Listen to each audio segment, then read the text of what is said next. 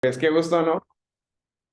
Ya en su momento me había presentado cuando estábamos en noviembre, diciembre, enero en Capilla del Valle, pero a lo mejor no había podido dirigirme a ustedes también de otras formas, ¿no? Creo que fue un día que pasé a motivar las ofrendas, y pues ahí a lo mejor algunos me vieron, pero nada, es siempre un gusto, ¿no? Acompañarles y estar acá, entonces, y pues iniciar también con esta nueva clase. Así que nada, siempre es un gustazo y vamos a avanzar, como dicen los españoles, vamos a ir a por faena, dicen.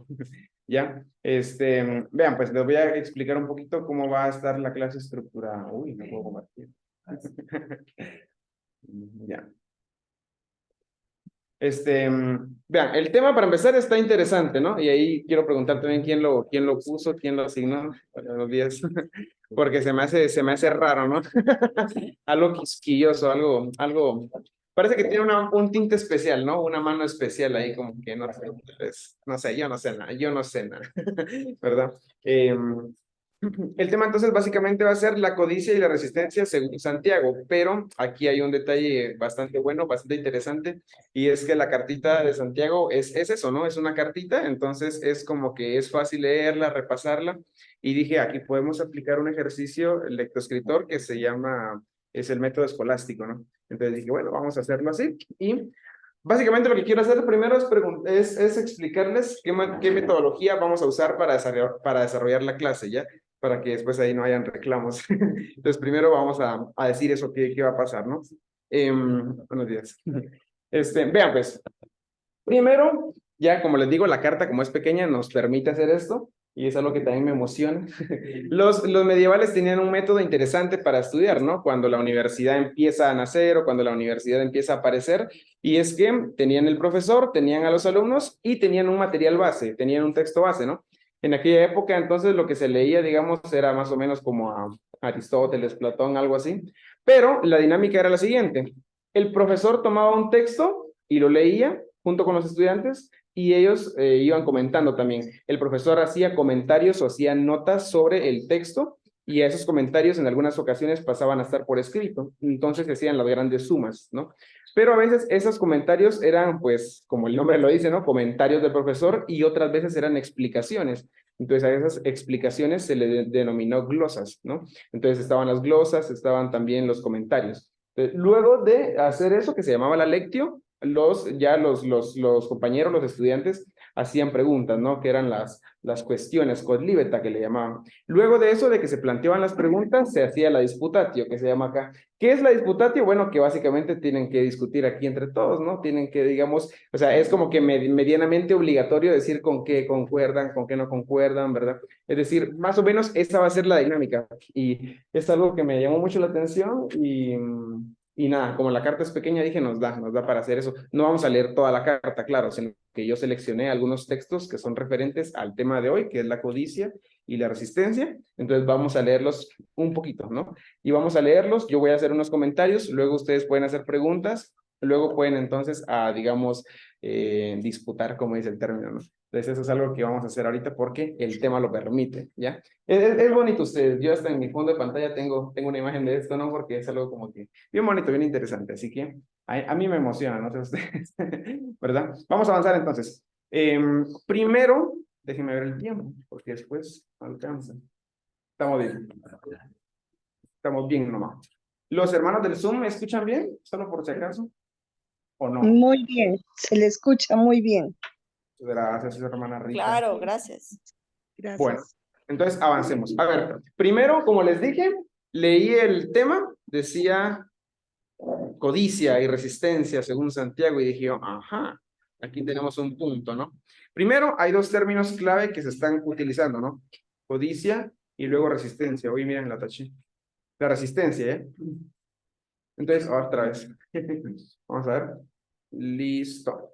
O sea, esos son los dos términos que son como que clave, ¿no? Voy a quitar esto de aquí porque... Ciencia. Ahí está.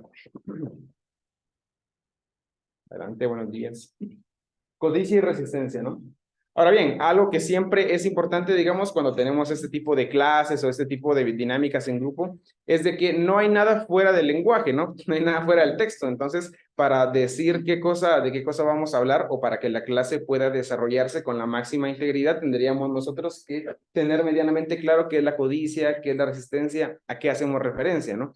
En el caso de la resistencia es un poco más complicado porque la resistencia es todo un proceso histórico que tiene varias dinámicas de poder. Entonces es como que hay que preguntarnos también, digamos, cuáles son las dinámicas con las que opera este proceso de resistencia, ¿no? Y cuáles son los modos. A lo mejor, si Jesús a lo mejor era alguien partidario tal vez de un tipo de resistencia, qué otros tipos de resistencia habían, tal vez la forma macabea de hacer resistencia era algo de esto, ¿no? Entonces, básicamente va por ahí. Eso es algo que interesa ahora.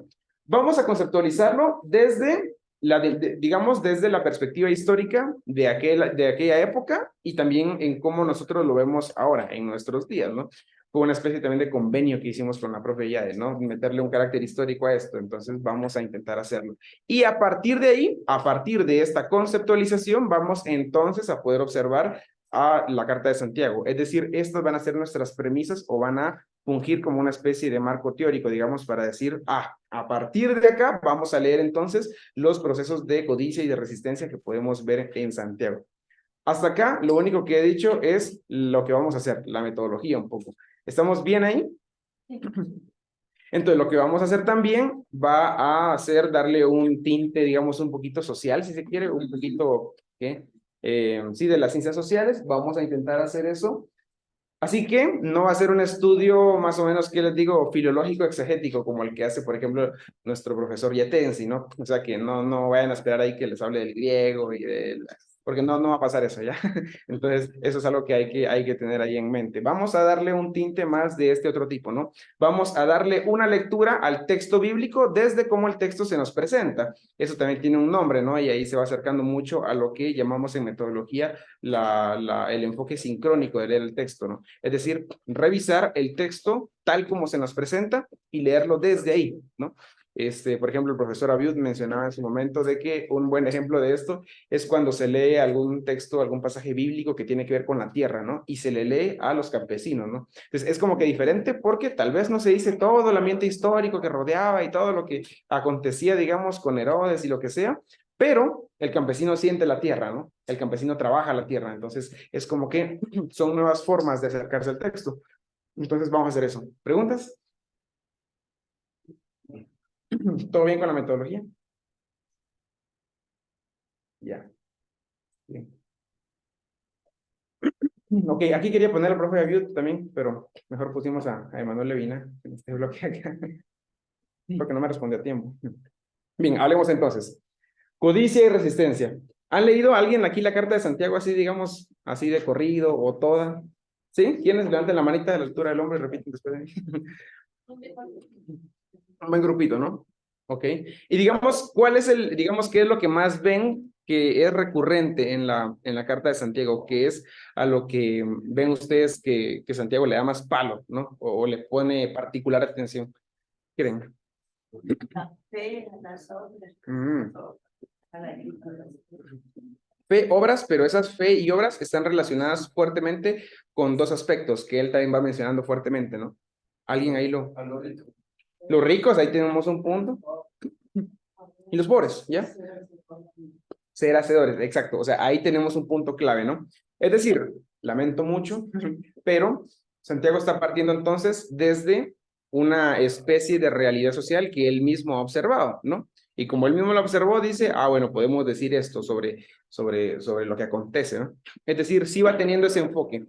Es decir, la carta de Santiago entonces no va siendo, veo yo, en cierto modo, unos días adelante, no va siendo una especie de abstracción de la vida, ¿no? Por ejemplo, hay una diferencia grande cuando empieza Juan diciendo, en el arjé era el Logos, ¿no? Y el Logos estaba con Dios y el Logos era Dios.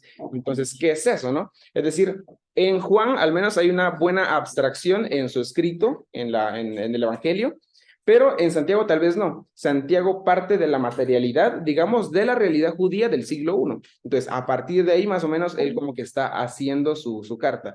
Y bueno, digámoslo así, es algo muy similar a lo que acá en Latinoamérica hemos denominado la teología de la liberación o el pensamiento de la liberación, ¿no? Es decir, él está partiendo de la materia, ¿no? Está partiendo de la pobreza. También, ¿qué es la pobreza? Por ejemplo, Enrique Dussel, que aquí me estoy adelantando un poco, este señor de acá, dice que es la pobreza, es materialidad ética, dice él. ¿Por qué? Porque de alguna manera él lo enfoca en el hambre, por ejemplo, y dice, el hambre es algo que el sujeto siente, ¿no? Pero eso a su vez responde a los intereses de poder, es decir, que están acá, situados. Entonces, él dice, es una materialidad, es poética, eso que llamamos pobreza, ¿no? Lo es. Entonces, Santiago va a tomar mucho de esto y va a estar, bueno, no va a tomar de eso, sino que va a enfocarse altamente, digamos, en estos problemas de tipo social, ¿no? Ya, entonces voy a empezar con este de acá. Las relaciones de poder de Michel Foucault. Digamos, básicamente estamos en el primer siglo, en el siglo I, estamos no importa si es Israel o si es en cualquier otra parte del Imperio Romano, al final es un imperio el que está, digamos, subyugando a otras naciones, y eso siempre va a tener implicaciones de tipo económica, de tipo religiosa, de tipo política y de todo lo que quieran, ¿no? Es decir, para empezar tenemos eso, ese punto ahí. Ahora, vamos a hacer esta lectura también de forma un poco más paralela entre el texto bíblico del siglo I y el texto bíblico y nosotros ahora, ¿no? En este siglo XXI. Entonces, vamos a hacer eso. Ya, las relaciones de poder entonces. Un ejemplo que a lo mejor aquí alguno de los pastores de Capilla del Valle les ha dicho en más de alguna ocasión posiblemente, es el de el lago Tiberíades, ¿no? Por ejemplo, el del lago Tiberíades y Jesús enviando a sus discípulos a pescar ahí. ¿Alguien recuerda? Yo creo que sí, en su momento escuché que algún pastor mencionó eso. Digamos, ¿para qué utilizaron ese texto? Yo escuché que algún pastor en su momento lo mencionó, pero Te manda que no pueden estar toda la noche. eso, miren, la hermana necesita muy bien, que no pueden pescar, ¿no? O sea, no pueden pescar toda la noche también, pero además el lago se llamaba Tiberíades, ¿no? Se llamaba Tiberíades también porque tenía que ver con Tiberio, que Tiberio era a lo mejor el de turno, ¿no? El gobernante, el emperador. Entonces, es como que, ok, el lago, para empezar, ¿cuál es la función de un lago en aquella época preindustrial, premoderna y pre lo que sea? Porque es la época antigua todavía. Digamos, ¿el lago qué es? Es el lugar donde, por ejemplo, los pescadores pueden justamente hacer dos cosas, ¿no? Número uno, sustentarse a sí mismos y a la familia, y dos, proveer, digamos, también para el comercio, ¿no? Para la compra-venta. Pero entonces ahora el lago estaba expropiado por el gobernador. Entonces no se podía, ¿ya? No se podía. Ahora, la cuestión acá es de que el agua es un recurso natural, ¿no? De tal modo que no se podía hacer una especie de monopolio, digamos así, sobre una cuestión como un lago, por ejemplo. Entonces, era como que hasta cierta medida injusto, ¿no? Entonces, era como que, ya vieron por qué los discípulos están pescando de noche, ¿verdad? Porque es prohibido ir a pescar, no pueden hacerlo. Entonces, Jesús como que les dice, vayan a pescar, o sea, reciben la orden de Jesús de ir a pescar. Pero si el lago era prohibido, y ellos no podían pescar y tenían que pescar de noche, que sería más o menos como, digámoslo en estos términos, ¿no? Entrar de ilegal, por ejemplo, a Estados Unidos.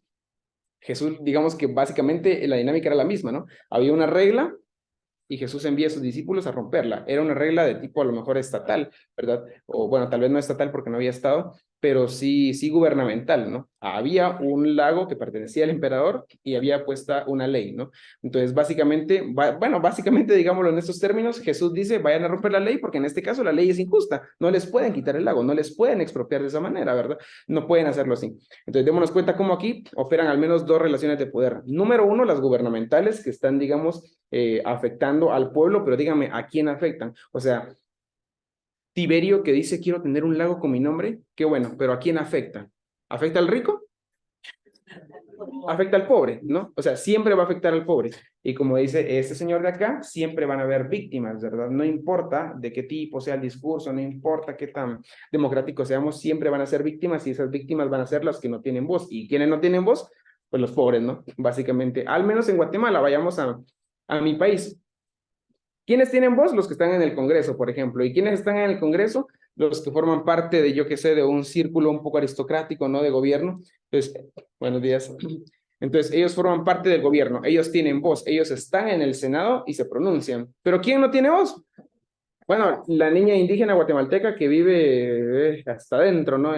Casi que, no voy a decir en la jungla porque tal vez no hay, pero vive en las serranías, ¿no? Y todo, y que para poder educarse tiene que cruzar dos ríos, ¿no? Y que aunque pueda cruzar los dos ríos, no puede porque como es mujer tiene que quedarse en la casa, ¿no? Porque digamos, Tiene que ser así, ¿no? Entonces, vemos que sí hay algo, ¿no? O sea, sí hay dos bloques, que sí hay dos polos que están contrapuestos, ¿no? Entonces, esto, o sea, ha pasado desde siempre y al menos en Santiago lo vamos a observar también y claramente. Y está raro, ¿no? Porque yo leía la carta y veía eso, ¿no? O sea, veía a Santiago dándole palazos siempre a los ricos, siempre a los ricos, ¿no? Y era como que interesante, ¿no? O sea, qué bueno que no soy rico, porque, o sea, si fuera rico yo no sé cómo leería la carta, ¿no? O sea, sería como que, a la gran, ¿seré yo, maestro? Esa es la otra. ¿Cómo? Ah, sí, eso. Ah, eso. Entonces, es un dato interesante, ¿no? Les digo, no es un enfoque que yo le estoy dando a la clase, es que en este caso, la Carta de Santiago es lo que emana, ¿no? Es decir, emana una teología del pobre y a la vez emana una especie de condena hacia el rico, ¿no? Es una cosa interesante porque más adelante en la carta van a leer donde dice, ¿no? Ustedes que son los ricos han engordado como cerdos, bueno, esa era otra versión, ¿no? Han engordado digamos, a costa del pobre, y ahora pues han engordado como cerdos y ahora es el momento de ir al matadero, decía, ¿no? Una cosa interesante. Entonces, insisto, no soy yo el que le está dando este enfoque a esta clase, a esta clase y a esta carta, sino que más bien es lo que el tema está exigiendo y lo que el tema demanda, ¿no? Y por eso lo decía, está muy bien planteado el tema, codicia y resistencia, porque, o sea, sí, creo que la carta habla bastante de eso, ¿no? Entonces, acá tenemos un punto. Pues. Las relaciones de poder, entonces. Ahora, ¿cómo van a operar, digamos, de alguna manera? Permiso, adelante, buenos días. ¿Cómo van a operar estas relaciones de poder ahora trayéndolo a este siglo nuestro, ¿no? A este siglo XXI. Bueno, pues de la misma manera que antes, ¿no? Es decir, con los mismos polos, ¿ya? Con los mismos polos. Digamos, ¿quién es el que se pronuncia? Y aquí hay algo con Michel Foucault. Él decía, ¿qué es al final lo real o qué es la verdad en su momento? Decía, lo que las relaciones de poder van a dictar, qué es la verdad o qué es lo real, ¿no? Entonces, a partir de ese dictado, digamos, ya en la sociedad se crea también una conciencia, ¿no? Y digamos, el máximo ejemplo que tenemos de eso es lo que llamamos Occidente, que básicamente es Europa y América. Entonces, ¿qué pasa con Europa y América? Estamos imaginados, ¿no? Tenemos una conciencia gigante, enorme, que le llamamos Occidente. Somos occidentales, ¿no? Y en Occidente, ¿qué provoca que nosotros tengamos eso? Que de alguna manera, para empezar, cuando nos acercamos a estos temas, decimos, es que en el Medio Oriente, ¿no? Es decir, nosotros entendemos que este es un Medio Oriente. Cuando llegamos no sé, a las colonias indígenas o aquí a las tribus del Mato Grosso, por ejemplo, llegamos y vemos a las tribus que están en su forma de vida, decimos, son primitivos, ¿no? Son primitivos o están, ¿qué les digo? Están en otra condición, ¿no? Son como que no tienen civilidad, no son civiles, ¿verdad? ¿Por qué? Porque así es como lo ha imaginado Occidente. Entonces, hablemos un poquito así también, ¿no? El judío de aquella época, el pobre de aquella época, siempre era algo que se materializaba también en la cuestión corporal. Y esto otra vez, insisto, no es algo a lo que yo quiero tal vez darle ese enfoque, sino que es así, básicamente, ¿no? En Pensamiento Semita, que lo estamos viendo con el profesor Aviudo ahorita ¿en qué? Aquí en Semisud, en el certificado en ciencias bíblicas, justamente ese era un tema, ¿no? Era un tema central y es que sí, ¿no? Al final de ese tiene que ser el tema, porque para los semitas no había alma, había cuerpo nada más y en el cuerpo se materializaba todo. Entonces, un cuerpo que tenía, yo que sé, que tenía, por ejemplo, lepra, tenía que ser rechazado, porque todo es el cuerpo, todo es cuerpo. Incluso, digamos, la Ruaj, bueno, para empezar, ¿qué era la Ruaj? Que es lo más cercano al espíritu, era algo también físico, era viento y el viento también le golpea a uno, ¿no? O sea, aunque es viento, también es físico. ¿Y por dónde se conduce el viento? Por el nepesh, ¿no? O sea, todo era cuerpo al final. Entonces, es como que sí, un cuerpo, por tanto, leproso, y digamos, iba a ser algo que tenía que ser desechado, ¿no? Porque la totalidad, que es el cuerpo, ya estaba dañada, estaba enferma, estaba infectada, ¿no? Entonces, es como que había que desecharlo. Y de alguna manera ahí se va generando también la condición de lo que es la pobreza, ¿no? O sea, ¿quién es el pobre? De alguna manera todo aquel que está adscrito, digamos, a estas dinámicas o que más bien está supeditado a estas dinámicas de poder, ¿no? Entonces, ese es un dato ahí interesante. El humano como problema, y esto lo voy a relacionar ya como con la codicia, ¿ya? Thomas Hobbes decía, Homo homini lupus, ¿no? El hombre es el lobo del hombre, básicamente, ¿no? Porque, digamos, ¿cuál es la dinámica del hombre y más aún del sujeto político? Es, digamos, sí, comerse, ¿no? Comerse al otro y básicamente es lo que hay que hacer y es la forma de sobrevivir. Entonces, ahí tenemos otro dato, ¿no? Tenemos otro puntito. Entonces, el humano va a ser un problema, al menos, como les digo, esto que estoy hablando acá son bases, son presuposiciones de las que nosotros estamos planteando una especie de marco teórico, si se quiere, para después pasar ya ahora sí a leer Santiago, ¿no? Entonces, ok, el humano como problema. ¿Por qué Santiago tiene que tirarle mucho a los ricos? Porque él entiende que hay un grupo de sujetos, bueno, pues, que son un problema, ¿no? ¿Por qué son un problema? Porque dan salarios injustos, porque a lo mejor abusan del desvalido, del pobre, otra vez, ¿no? Entonces, o sea, sí se va a plantear a un grupo como un problema, ¿no? Como el problema. No obstante, más adelante quiero hablar también sobre la cuestión de ¿qué les digo? Otra vez del pobre, porque a veces siento que hay una sobreprotección incluso, no decir, ay, pobrecito, el pobre como es pobre, hay que darle todo el valor del mundo porque es pobre. Tal vez ni porque es humano, ni porque valga, sino porque es pobre, ¿no? Entonces ahí también hay como que un desliz en todo esto, ¿no? Pero lo voy a hablar un poquito después. Bueno, el ser humano entonces como problema. Decía, hay un grupo, bueno, primero está Tiberio, ¿no? Que es ya alguien que a lo mejor no merece nada, ¿no? Pero ¿quién es Tiberio? De alguna manera es un humano. Es un humano que a lo mejor está, yo qué sé, corroído por este concepto que tenemos acá, codicia. Es decir, el ser humano, y más aún el ser humano social, que todos lo somos, y el ser humano político, y el ser humano religioso, y el ser humano de lo que sea, va a ser siempre constituido como un problema, ¿no? Como un problema.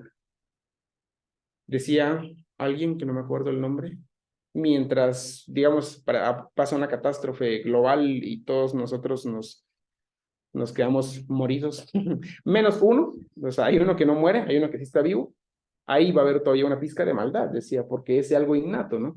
Entonces aquí entra una discusión, el humano, ustedes y yo somos buenos por naturaleza, somos malos por naturaleza, algunos van a decir somos buenos por naturaleza, como lo decía Jacques Rousseau, un contemporáneo a él, somos buenos, decía, pero la sociedad nos corrompe.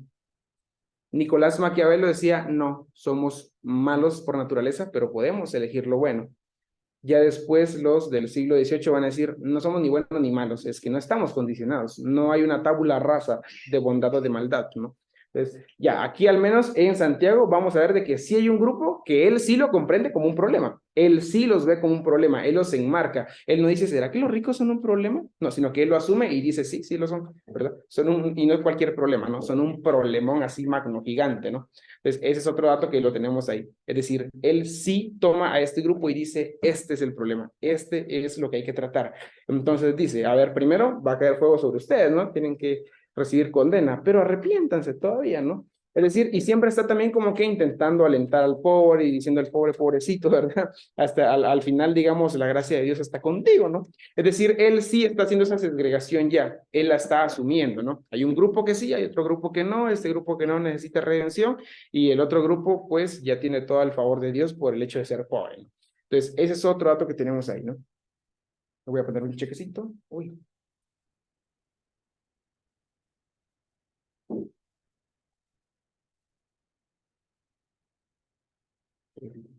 Ya, ese es otro dato acá, ¿no? El pueblo judío y, digamos, la mayoría del pueblo judío que estaba inmerso en estas condiciones de pobreza, también era una situación interesante porque estaban bajo la premisa de lo que llamamos colonialismo, ¿no? O sea, y también inculturación. Es decir, había un imperio de turno que había llegado a esta nación, es Pompeyo el que lo conquista, el que conquista toda Palestina, de hecho. Bueno, llega y digamos lo que se instaura ahora es lo que llamamos Roma, pero más adelante vamos a llamar lo grecorromano también, porque es una mezcla entre lo griego y entre lo romano. Pobrecitos los judíos, ¿no? Por ejemplo, se sabe que llegó un rey que se llamaba Antíoco Epífanes, creo que quinto, segundo, no me acuerdo. Él llega al lugar santo. Bueno, primero llega tranquilo, ¿no? Llega feliz y todos lo aman y dicen, mamá mía, qué buen gobernante, ¿no? Lo queremos mucho. Ya después de eso, él entra al lugar santo, donde solo podían estar sacerdotes, entra al lugar santísimo, donde solo podía estar el sumo sacerdote, y él mata a un cerdo, ¿no? Lo sacrifica ahí. Y el cerdo, pues, era una como que criatura medio inmunda para los judíos. Entonces, como que no es posible, ¿por qué hace eso? Bueno, pues porque es el gobernante de turno, ¿no? Otra vez, relaciones de poder, puede hacer lo que él quiera, ¿no? Entonces, al final, pero eso de alguna manera chocaba un montón con la ideología judía.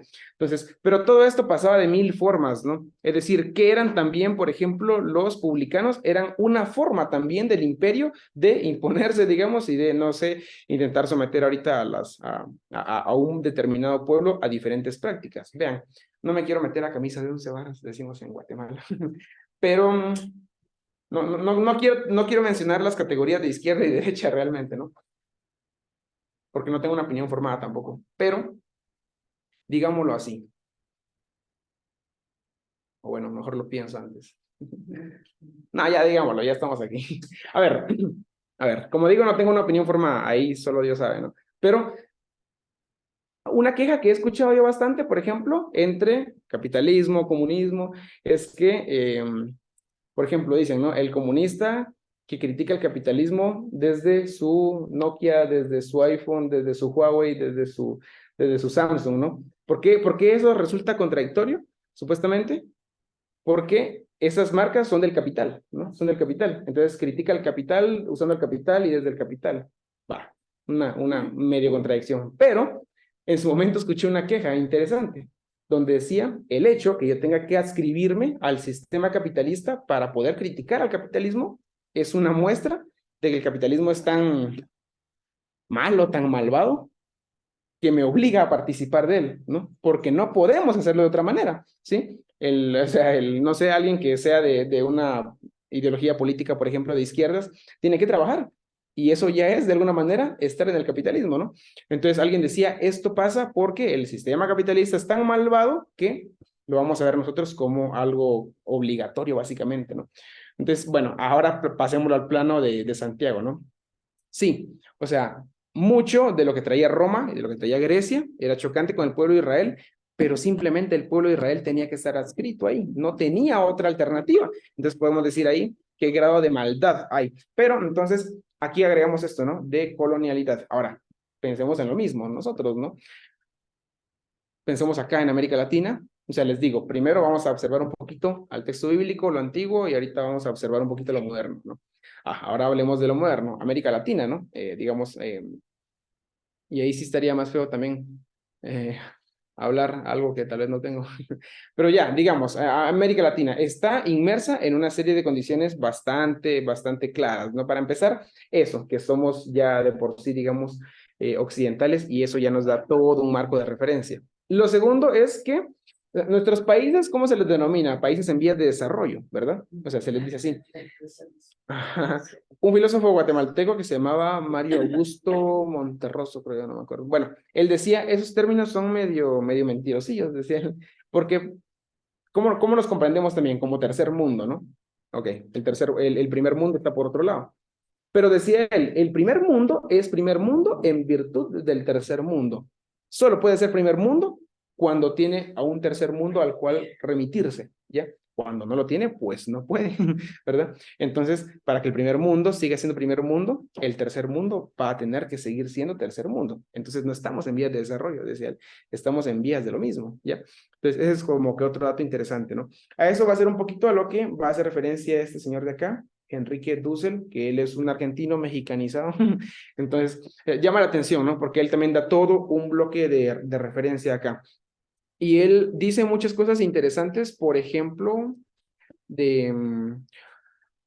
a ver, él es un experto en estudios semitas, ¿no? En estudios también eso implica que sabe mucho del Antiguo Testamento, de Israel y todo lo demás. Entonces, en esa mirada, él dice sí. O sea, él es que sí, eso no es. A ver, él es un estudioso, es un experto ¿cómo se llama este barbudo que parece Santa Claus? Marx, ¿no? Es un estudioso de él. Y él dice, técnicamente, porque soy experto en Marx, soy marxista, dice él, técnicamente, ¿no? Ya, o sea, él dice que no está de acuerdo con mucho, pero técnicamente, por ser experto en él, dice, soy eso. Ya. Entonces, alguien que es experto en Occidente, por ejemplo, va a ser occidentalista, aunque no esté metido en Occidente, ¿no? Bueno, eso. Entonces, él hace una lectura interesante porque él dice, ya, Marx sí, o sea, Marx ha hecho mucho daño, ¿no? Y América Latina también. Pero él dice al final, ¿quién lo ha hecho? lo ha hecho el marxismo-leninista, ¿no? O sea, otro tipo de marxismo. Pero, ¿quién era Karl Marx? Era un judío, ¿ya? Venía de toda una familia judía, de rabinos. O sea, su familia eran rabinos en Ámsterdam y en Alemania también. Entonces dice, él, lo siento mucho, pero él tiene toda esta conciencia de los semitas, ¿sí? Y lo que el cristianismo abraza, él también lo abraza. Entonces es interesante porque Enrique Dussel, que es el estudioso de Marx, es cristiano, es teólogo también, ¿no? Entonces como que es interesante cómo él le da vuelta, ¿no? Y él dice, hay aquí categorías que nos van a servir para el estudio posterior de los semitas, ¿no? Entonces él dice, ahora él lo ve así, ¿no? ¿Qué es el capital? Dice él, es el anticristo. O sea, interesante cómo él le da otro tono, ¿no? Otro matiz. Y dice, eso es el anticristo, ¿no? Bueno, ya. Él hace referencia también a otro grupo que se llamaba los pietistas, que son un grupo cristiano, o sea, como nosotros básicamente, ¿no? Pero que en Alemania, y creo que ya no hay muchos, hay poquitos. Y ellos dicen lo mismo. Ellos, cuando aparecía un gobernante de turno que se oponía, digamos, a la iglesia, ellos, ¿cómo le llamaban? Le llamaban la bestia, ¿no? O sea, ellos decían, este es el anticristo, ¿no? Es el anticristo. Entonces, llama la atención cómo él, a partir de todo esto, va a darnos otra idea, ¿no? Para aplicar el texto bíblico. Porque, insisto, al final todo esto, ¿qué es? Es semitismo, ¿no? O sea, Jesús era un judío al final, no era tanto un cristiano, era judío. Claro, el Cristo no puede ser cristiano, ¿no? Así como Calvino no puede ser calvinista, por ejemplo, o algo así, ¿no? Bueno, entonces tenemos ese dato acá. Repito, todo esto lo estamos revisando para después pasar al texto bíblico y darle una lectura a partir de todas estas premisas, ¿no? La historia, entonces. Acá hay otro dato interesante, ¿no? Todo pueblo, pero antes, ¿estamos bien hasta acá? ¿Sí? Yo lo veo como un logro porque veo que no se están durmiendo y eso es bueno, porque estos temas a veces son como que medio aburridos y eso es bueno, es agradable. Igual si quieren ahí dar su pestañazo, que no pase de un minuto. Ahora hablamos un poquito de la historia. Al final, ¿qué es un pueblo? ¿Qué somos nosotros? ¿Qué son los ecuatorianos? ¿Qué son los guatemaltecos? ¿De qué otros países hay acá? Venezuela, Colombia. Venezuela, Colombia. Al final, ¿qué somos? Somos pueblo, pero ese pueblo es lo que también un proceso histórico le dicta que es. Por ejemplo, Guatemala, ¿qué es? Es una república, por ejemplo. ¿Ya? Qué bueno. Fue un virreinato, fue una capitanía general, fue muchas cosas. Y decimos, a partir de eso, nosotros también nos vamos a comprender. Pero esa comprensión de pueblo también viene por un proceso histórico, ¿no? Viene por un proceso histórico. Apliquémoslo al pueblo de Israel, ¿no? Ellos decían, somos linaje escogido, somos real sacerdocio, somos pueblo escogido por Dios, somos del linaje de David, Abraham es nuestro padre, ¿ya? ¿Qué más? Somos una nación, ellos se entendían como nación, buscaban reinstaurar lo que ellos creían que era la nación de Israel, y en todo eso tenemos ese proceso, ¿no?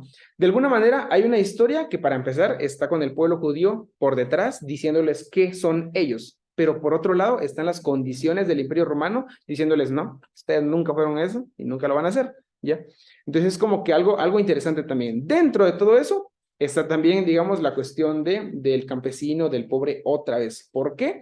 Porque, digamos, según, no sé, los procesos históricos del pueblo de Israel, al pobre le iba a ir bien, al campesino le iba a ir bien. ¿Por qué? Porque simplemente cosechaba y el Señor bendecía sus frutos y su semilla y todo lo demás, y ya, él cosechaba y estaba re bien. Pero a lo mejor aquí la cuestión ya no es la misma, ¿no? O sea, yo qué sé, a lo mejor el judío del Antiguo Testamento entendía de que a través de su historia y que gracias a sus padres y a Abraham y a Isaac y a todos, podían ir, por ejemplo, tranquilamente al lago a hacer su pesca y Dios iba a prosperar, ¿no? Lo que ellos hicieran. Pero ahora no, porque ahora el lago está expropiado, ahora el lago ya no se puede. Entonces, démonos cuenta cómo hay un proceso histórico que también está negando a su vez lo presente, ¿no? Entonces lo tenemos acá. Y lo mismo va a pasar también con nosotros en el siglo XXI, ¿no? La misma situación. ¿Qué es la democracia? A lo mejor es un ideal de libertad, pero al final, ¿quiénes son los que votan? Los que están en la Cámara del Senado, los que están en el Congreso, que no somos nosotros, ¿verdad? Al final es como que eso, ¿no?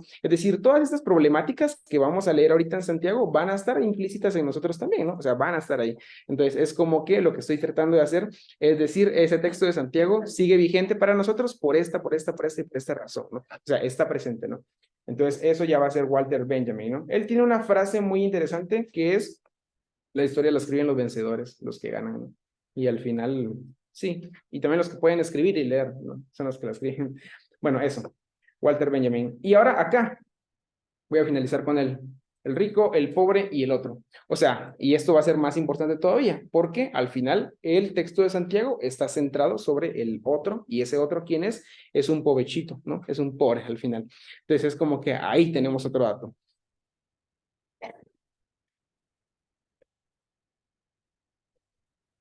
A ver, a ver. Estábamos revisando también en su momento, en alguna clase, de que Medio Oriente se va a inventar, ¿ya? Se inventa Medio Oriente. ¿Por qué se inventa? Porque el cristianismo occidental necesitaba tomar Tierra Santa. ¿Y qué era Tierra Santa? Básicamente los lugares donde acontecieron los hechos bíblicos. Pero Tierra Santa estaba tomada por los musulmanes. Entonces había que decir, los musulmanes son otra cosa. No son iguales a nosotros, no son cristianos. Y como no son cristianos, los podemos matar, ¿verdad? Porque ya está. No puedo matar a otro cristiano. Tienen que ser distintos, ¿no? Para poder ejercer eso sobre ellos. Pasa lo mismo acá en la colonia. Llega entonces los españoles, aparece un señor llamado Juan Guinness de Sepúlveda, y él dice, el indio es otro y no tiene alma, no tiene alma, ¿no? Entonces aparece un señor que se llama el Fray Bartolomé de las Casas y dice, a ver, ¿cómo que no tiene alma? Entonces, ponete los guantes y nos damos, ¿no? Entonces se van a España a una cuestión que se llama Valladolid y se arma lo que es la controversia de Valladolid, ¿no? Donde Guinness de Sepúlveda contra Bartolomé de las Casas se empiezan a dar, ¿no? Ahí, durísimo. Y al final duró como 2 años esa disputa, ¿no? Que se le llamó la disputa de los naturales. Pero otra vez, ¿por qué había que decir de que el nativo indígena era otro y que era un otro sin alma? Porque necesitamos sus tierras, ¿no? Necesitamos sus tierras, y si es alguien igual, que es, puede ser salvado por Dios, por ejemplo, entonces no podemos conquistarlo, ¿no? Ok, al final Bartolomé de las Casas gana la disputa de los naturales y dicen, bueno, ya, no lo podemos matar porque de plano puede ser salvo. Entonces hay que evangelizarlo, ¿no? Hay que llevarle el evangelio, pues ya es otra cosa, ¿no? Otro subterfugio, otro eufemismo, lo que quieran, ¿no? O sea, pasa eso también, lo tenemos ahí.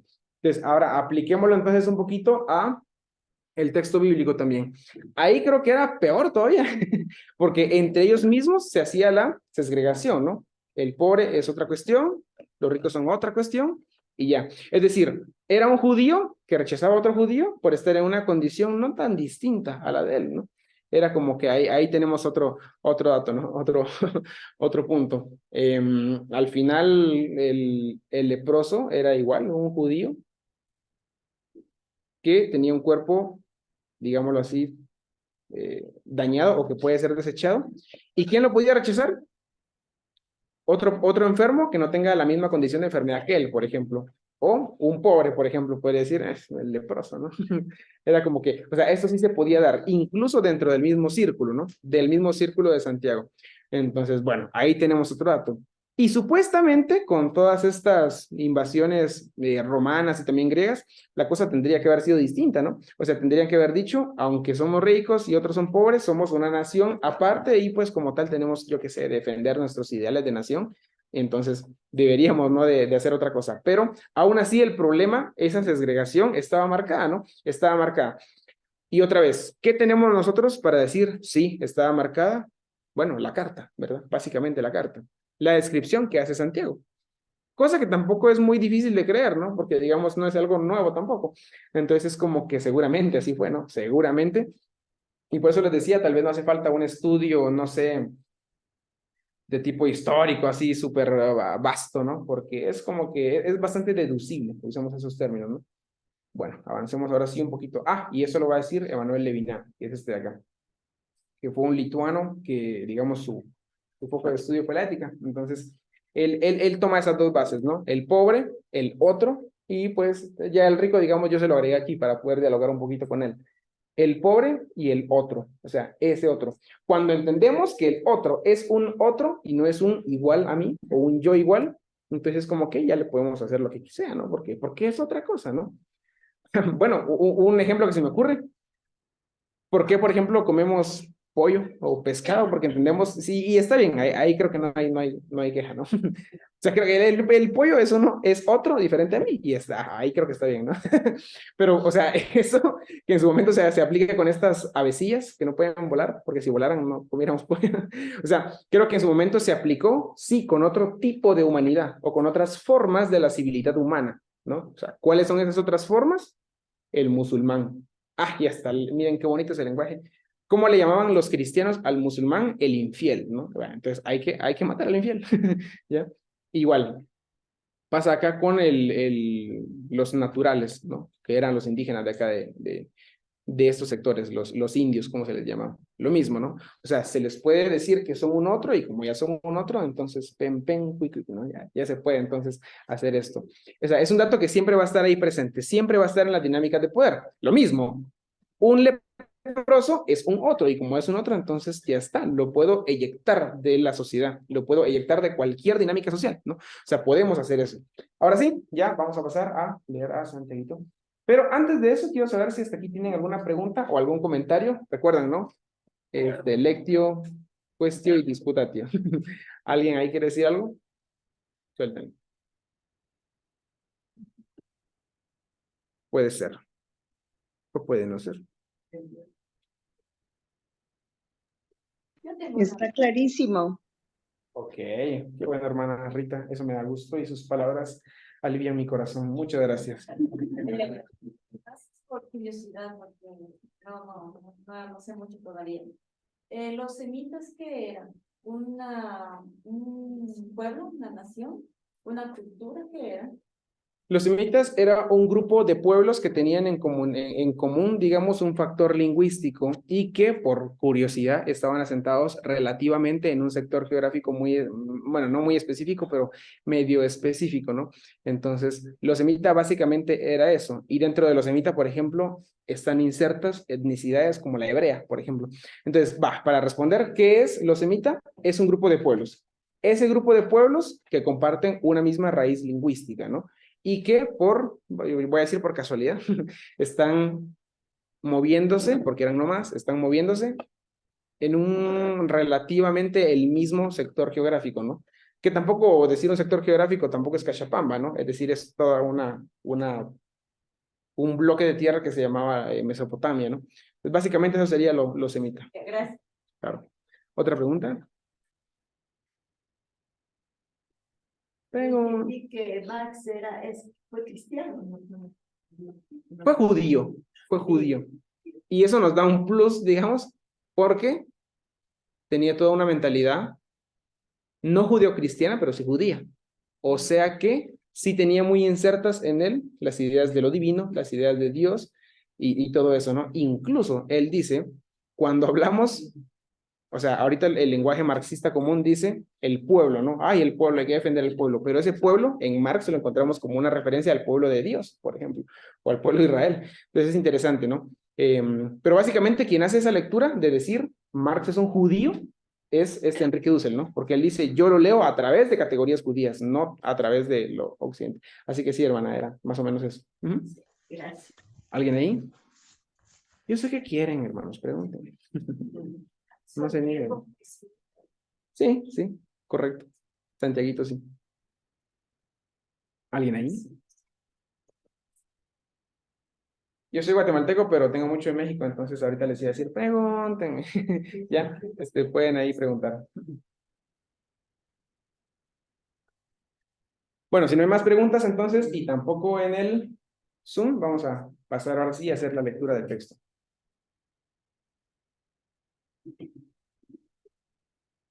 Va. Veamos esto que está acá, esta primera referencia. Hermanos míos, ¿no? Tened por sumo gozo cuando os halléis en diversas pruebas, sabiendo que la prueba de vuestra fe produce paciencia. Ya, ahí tenemos un primer punto. Ahí estamos ya en Santiago, ¿no? Bueno. A ver, ¿qué es lo que emana del texto en este caso? ¿O qué es lo que podemos leer o interpretar a partir de esto que ya vimos acá en esta otra diapositiva, ¿no? Hermanos míos, tened por sumo gozo cuando os halléis en diversas pruebas. Ahora bien, ya dijimos que es una carta casi que totalmente dirigida a denunciar y a intentar también sanar, digamos, a la cuestión del pobre y sus condiciones de tipo material. Al final la pobreza es eso, ¿no? Es materialidad, pues en este caso semita también, ¿no? Entonces, vamos a encontrar en el texto bíblico al menos muchas referencias de este tipo, donde se dice, a ver, dado que no tenés la plata, dado que no tenés el dinero, dado que no tenés todas esas cosas, que sí que construyen la felicidad, lo que tenés entonces es, bueno, gloriarte en tus pruebas, ¿no? Gloriarte en tus pruebas y decir, "Ah, con las pruebas es suficiente", ¿no? Y es otro texto similar al de, gloríate en mi gracia, por ejemplo, ¿no? Es decir, vamos a hallar este tipo de patrones. ¿Por qué? Porque es lo que nos queda, ¿no? Es lo que nos queda. Al final, por poner un ejemplo a que se me está ocurriendo, creo que cuando un ser querido fallece, por ejemplo, algo que nos da bastante consuelo es eso que se nos dice tanto, ¿no? De que sigue viviendo en la memoria, porque es cierto, ¿no? Es cierto de alguna manera. Entonces, démonos cuenta, revivirle no podemos, no podemos revivirle. Entonces, ¿qué es lo que nos queda? Y ahí va a sonar redundante. ¿Qué es lo que nos queda? Pues lo único que nos queda, que es el recuerdo, ¿no? Ahora, en este caso, digamos, ya, las pruebas están, el pobre está de la patada, como decimos también en mi país, está mal, está, todo está mal. Entonces, ¿qué le queda? Tener por sumo gozo, ¿no? Cuando se halle en las pruebas, porque no hay de otra, ¿ya? O sea, no hay de otra. Pero, ¿qué es lo interesante acá y lo llamativo? Es de que sí, es cierto de que cuando alguien, digamos en este caso, el que está inmerso en la pobreza, se encuentra en esta condición y no tiene más opción que gloriarse, es como que también medio interesante porque ¿cuál es nuestra forma más fácil de gloriarnos, por ejemplo, en las pruebas? Pues que se acaben, ¿no? Ya que se acaben o que la superemos para decir, ya la superé, ¿no? Pues ahí es como que tenemos ese punto, pero acá no. Acá al menos en este texto se está leyendo de otra forma, ¿no? Y se está diciendo, tal vez no es tanto que la cuestión termine o que el problema termine, sino que es más tal vez empezar a convivir un poquito con el problema, ¿no? A aceptar incluso un poquito el problema. Pero ese también es el mensaje de Jesús, así que está como que medio alineado ahí. Y como les digo, también en las cartas paulinas vamos a encontrar ese tipo de referencias, ¿no? Que son al menos de esta forma, ¿ya? Sabiendo que la prueba de vuestra fe produce paciencia. Otra vez, des en cuenta que la prueba de vuestra fe no produce dinero, no produce riqueza, no produce nada. Lo que produce es, ¿qué cosa ahí? Paciencia, ¿no? Es decir, es una especie de virtud, digamos, y eso ya nos lleva a un plano ético también, ¿no? ¿Qué es un valor? Bueno, también es esto, ¿no? Es paciencia. Esperanza. Una esperanza. Esperar lo bueno que el Señor nos puede dar. Ahí está, ¿no? Ahí está. O sea, aquí lo dijeron bien, ¿no? La paciencia también de alguna manera, ¿qué es lo que pretende? Imagínense ustedes una esperanza sin paciencia, ¿no? Es como que no es tan esperanza, ¿no? Porque ya tiene que pasar, ya tiene que concretarse, ¿no? Entonces, este tipo de fórmulas se van a encontrar no solo en Santiago, sino en toda la Biblia, ¿no? En toda la Biblia. Y no solamente en toda la Biblia, también en todo lo que nosotros hacemos, ¿no? Por ejemplo, si yo extrañara las tortillas de Guatemala, cosa que no es el caso, pero si lo hicieran, bueno, estoy aquí, ¿qué me queda? Gloriarme en el arroz, ¿verdad? Eso creo que sería el equivalente, ¿correcto? Entonces, ¿por qué? Porque no hay otra opción, no hay otra salida. O sea, está bien, y está bien, porque es una especie de fractura, ¿ya? Es una especie de fractura. Pongamos un ejemplo acá y regresemos a este señor de acá. Iba a decir este pelón porque no tiene mucho. A ver, se mira bien. Bueno, él, lo mismo, ¿no? Con él pasa algo interesante porque dice, el sistema de gobierno de alguna manera lo que quiere también es mantener un orden. Y está bien. ¿Cómo mantiene ese orden? A través del sistema penitenciario, ¿no? Es decir, a través del castigo, ¿no? Entonces él tiene un libro que se llama Vigilar y Castigar, muy famosito. Pero, digamos, ¿quiénes se salen de la taza, si se quiere decir así? De este marco o de esta linealidad de orden. Él estudió psicología, entonces hace una tesis sobre historia de la locura en la época clásica y la publica en 2 tomos. Y a partir de eso él dice, ¿quiénes rompen esa linealidad de orden? Pues el crazy, ¿no? El loquito, ¿no? O sea, de alguna manera, ¿por qué? Porque no puede, simplemente no puede amoldarse, ¿no? A la normativa, digamos, de orden. O sea, simplemente tiene que salirse. Entonces, veamos ahora este texto de la misma forma. O sea, insisto, ¿cuál es la forma de superar las pruebas? ya, quitárselas de encima, ¿no? No sé, terminarlas, buscar la solución, pero acá no, y esto es como que una especie de fractura también, ¿no? Porque, o sea, de alguna manera como que se rompe también un cierto orden. O sea, no sé ustedes, pero si yo tengo un problema, yo quiero solucionarlo ya, ¿verdad?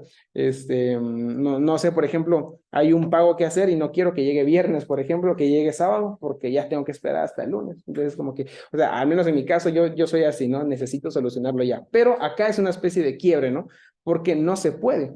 En su momento, una de las profesoras de acá de Semisud nos contaba su experiencia cuando vino, que no es la profe Yae, por cierto, para que no piensen en mí.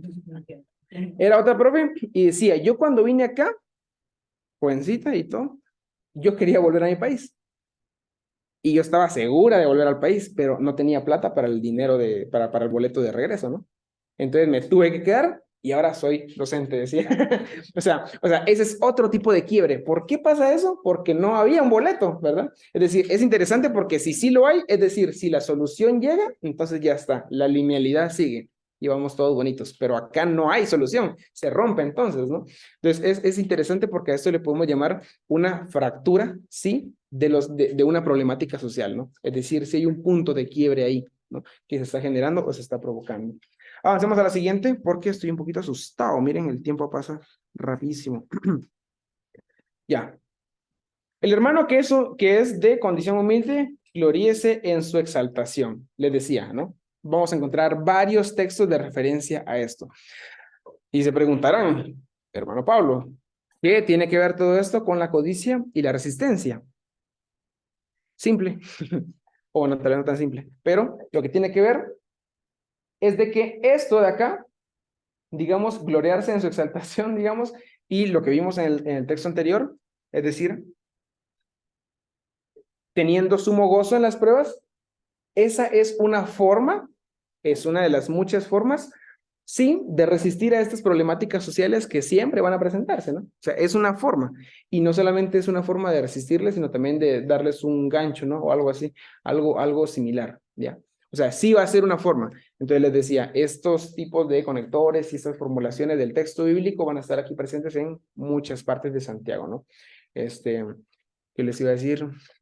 Poquitos se leyeron la carta, deberían de leerla así, es cortita, ¿no? Se lee en un rato.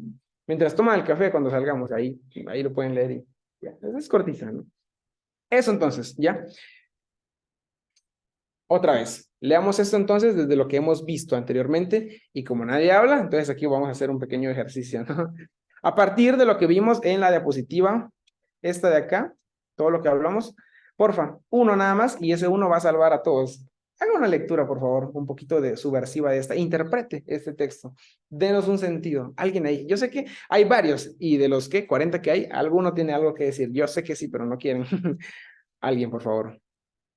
Yo puedo leerle mi versión para guiarme un poco Por por ahí. favor. Dice, el hermano de condición humilde debe sentirse orgulloso de su alta dignidad. Entonces, como usted nos decía, ¿no? Los pobres que se sientan dignos o influyentes en la sociedad. Ahí está, okay. Ahí lo tenemos. Ok. ¿Qué dicen? ¿Los ha salvado o no? Ahí hay otro. ¿Qué dice? El hermano de condición humilde debe sentirse orgulloso de ser enaltecido por Dios. Ok. Ok, ahí tenemos otro punto, ¿no? A ver, ser enaltecido por Dios. Pensemos nosotros, ¿cuál es el sermón de la montaña, no? Cuando Jesús dice, bienaventurados los pobres, bienaventurados los que lloran, bienaventurados todos a los que les va de la patada, ¿no? Porque tal y tal cosa pasará. Entonces, o sea, eso tenemos ahí, ¿no? Bienaventurados, bienaventurados, bienaventurados.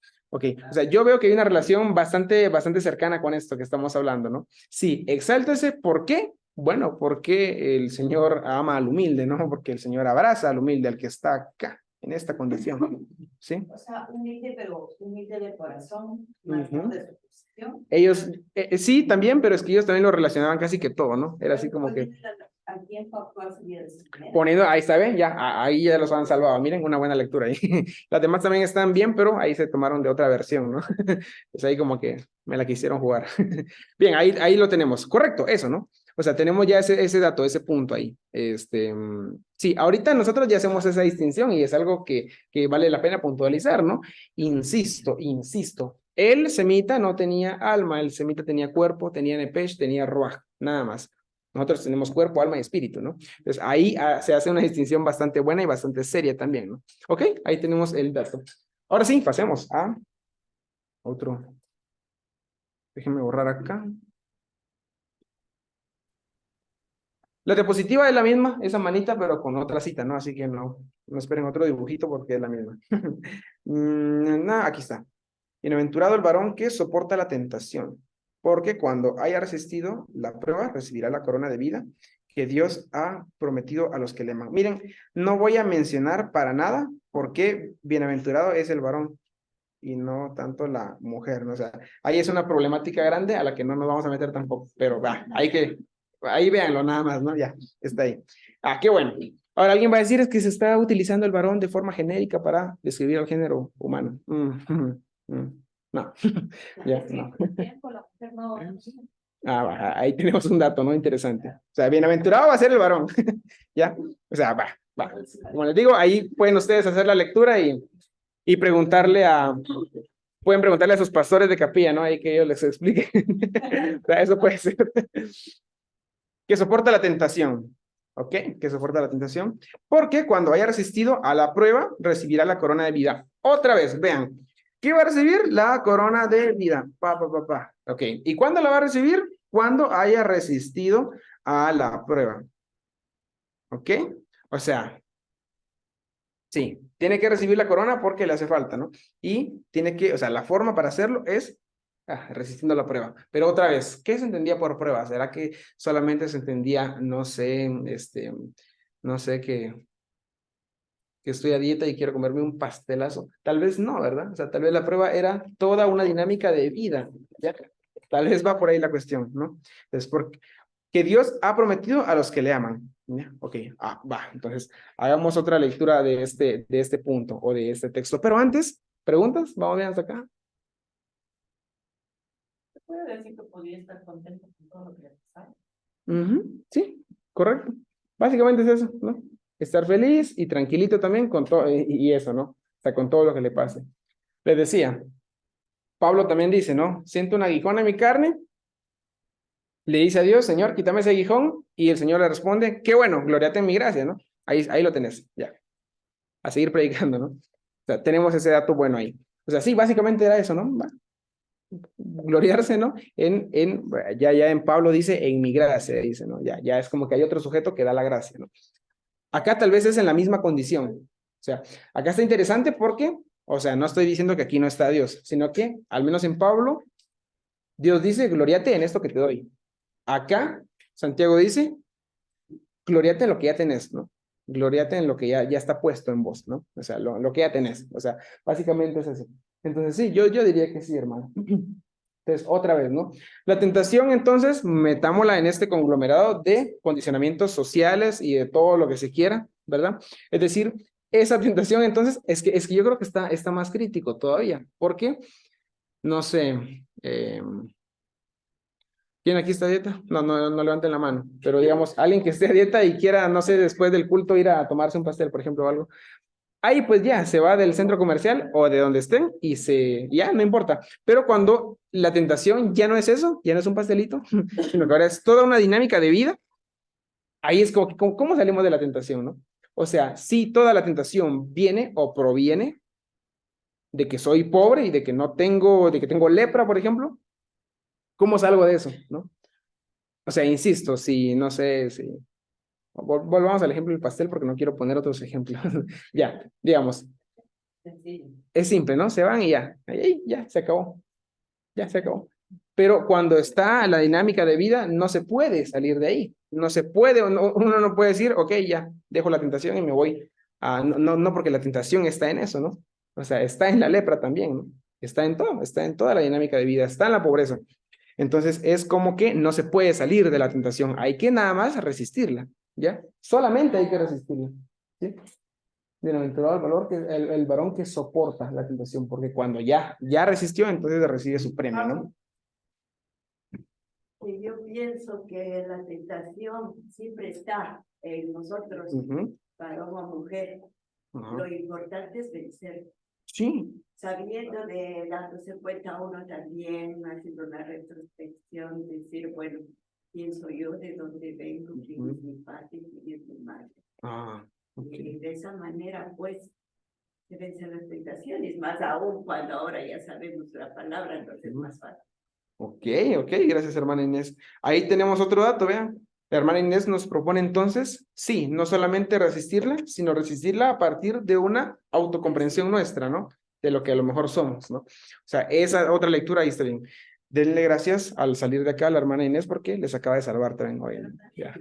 Entender que la tentación tiene consecuencias graves. Sí, sí. Siempre Por las eso tiene. mismo es evitar la tentación. Ajá. Ahí está bonito, ¿no? Evitar cuando se puede evitar. Ya cuando está, ya pues, inserta, ahí es otra cosa, ¿no? Sí, es correcto, es correcto. ¿Algún otro comentario? ¿Alguien ahí? Sí, yo acá de México. Adelante, por favor. Por ejemplo, aquí donde dice bienaventurado el varón que soporta la tentación, estoy pensando de que, por ejemplo, la tentación ¿a qué? Puede ser, por ejemplo, a robar, a rebelarse, a golpear, a salirse del Ujú. sistema, ¿no? Podría ser.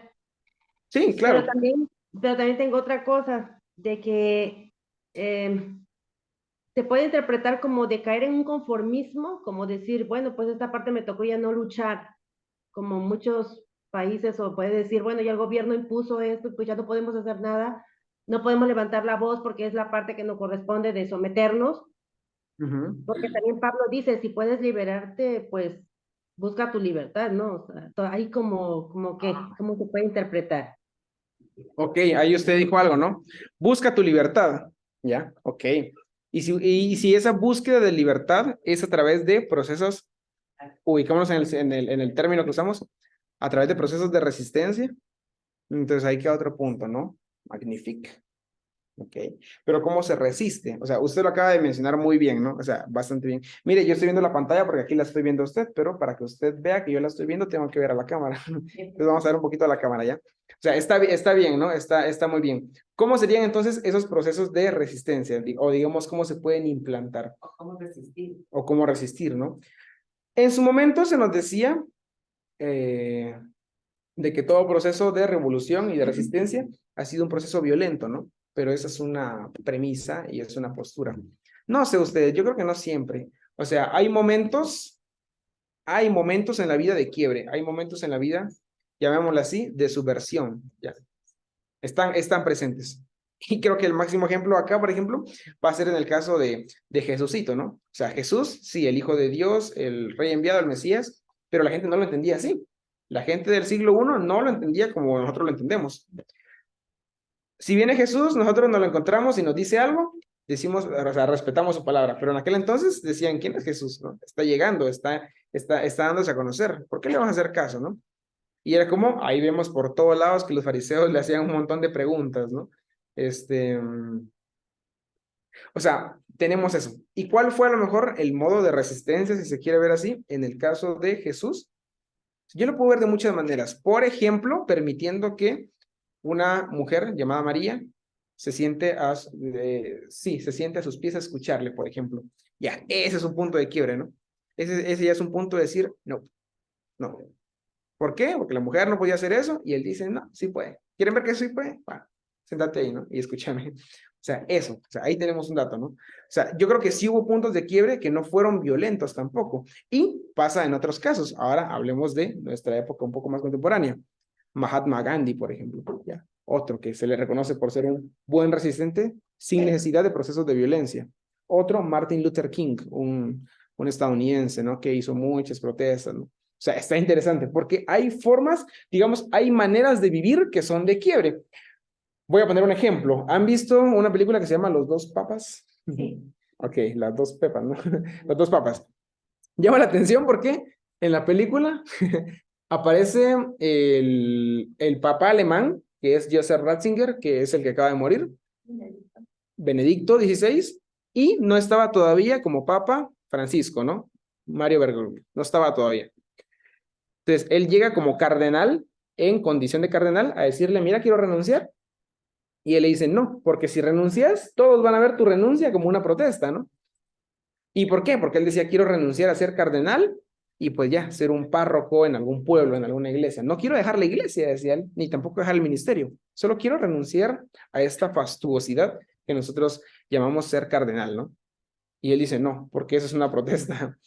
Y luego le dice, llama la atención porque en la película, saber si en la vida real pasó, pero en la película le dice, sus zapatos son una protesta, ¿no?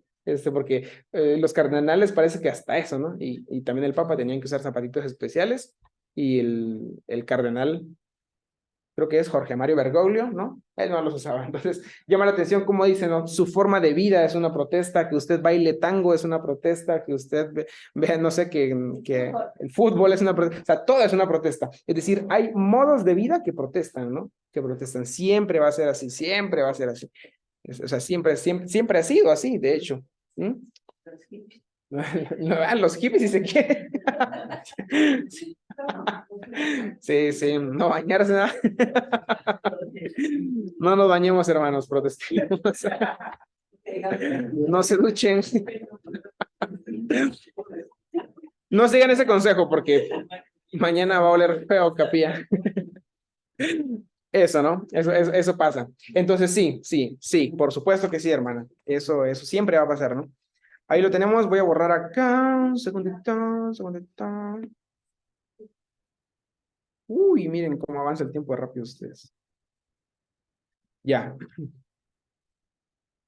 Estoy asustado porque me quedan varias diapositivas. Bueno, ese es otro dato mío.